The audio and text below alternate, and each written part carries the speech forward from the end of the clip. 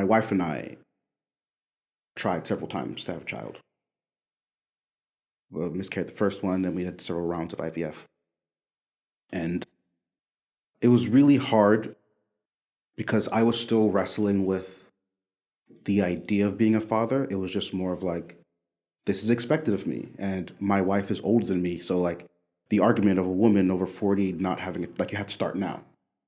And, like, that perspective was stronger than my perspective of, I don't know if I want to be a father, which I was just like, being a parent was just like going to college. It's what you did.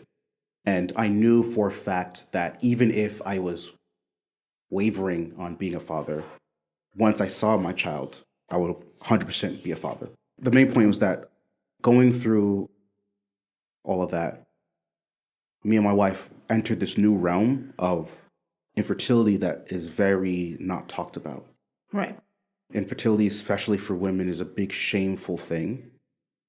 And like one that is brought onto you by society, but also one that like bubbles up within you as a woman because you feel like you're one, because society tells you that your one main, society tells you it's not true, but society tells you that one of your main assets is to produce a child. And if you can't do that, then what is your worth? And that is like a negative, intrusive thought that's like gets into your mind. I'm not speaking for all women, but that's the dominant kind of like struggle you're dealing with infertility. And so because of that, that breeds up shame.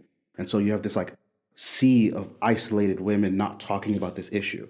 And you start, once you go through it, you start seeing it in other people's eyes. You start seeing it in how other people talk about it. But you realize that no one's talking about it. So it's become this like this cancerous burden that we're all holding and not like discussing. Me and my wife were going through that and seeing it. We start seeing it in like it was one of those things where you learn a new word and suddenly you start hearing that word everywhere. You start seeing it in TV shows, start seeing it in people. So I wouldn't say Bundle of Joy was me working through that, but it was me entering that like territory of just like the trauma of infertility and being ostracized by society